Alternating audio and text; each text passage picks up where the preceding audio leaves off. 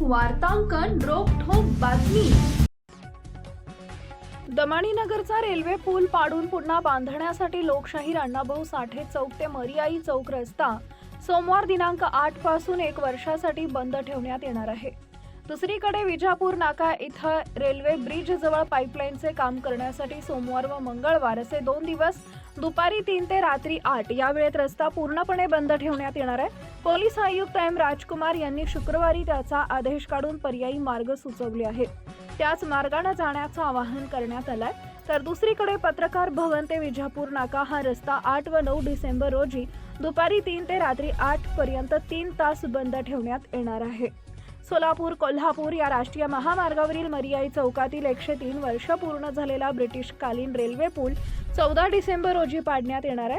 वर्षभर चालणाऱ्या या कामासाठी 8 डिसेंबरच्या रात्रीपासून हा मार्ग वाहतुकीसाठी बंद करण्यात येणार आहे। पूल पाडकामासाठी अत्याधुनिक यंत्रणा सज्ज होत आहेत। महाराष्ट्रातील महत्त्वाच्या आणि ताज्या बातम्या पाहण्यासाठी आमच्या जय हो न्यूज चॅनलला सबस्क्राइब करा आणि बेल आयकॉन प्रेस करा।